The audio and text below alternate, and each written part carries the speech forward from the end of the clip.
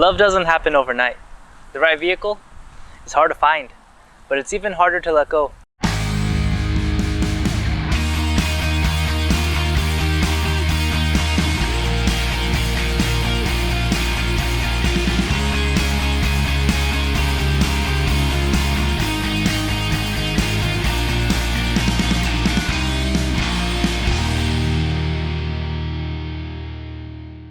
For us, this was a real deal breaker.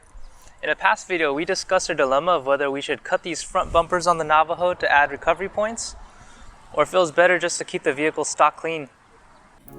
So what was our solution? Well, by the title, you probably already figured out that we swapped vehicles. Well, this was a pretty big change to our channel. Keep updated with Borderline Explorer by subscribing now.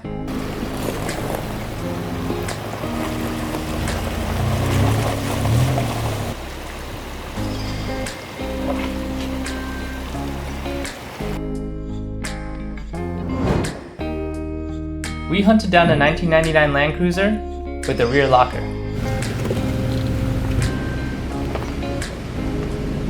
Why the 100 series? Well, basically it's to make the best of what we got. We would actually prefer the 105, but that's not available here in the US. The biggest difference between the 100 and the 105 would be the front solid live axle. Ours is equipped with the double wishbone IFS. Okay, so why not the 80 series? Well, the 80 series is actually a really good off-roader, but the problem is we weren't able to find one secondhand that wasn't all used and abused.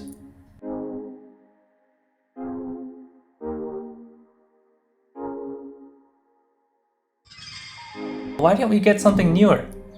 Well, new technology, for the Land Cruiser at least, it comes with 8-track. And 8-track is actually a pretty awesome system, and it works well. But we wanted something physical. We wanted a physical rear locker, and those only came in Land Cruisers prior to the year 2000.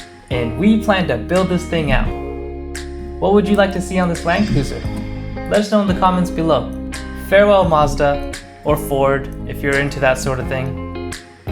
We're now part of the Toyota and Jeep family, but we'll always have a soft spot for the Navajo. We are Borderline Explorers after all.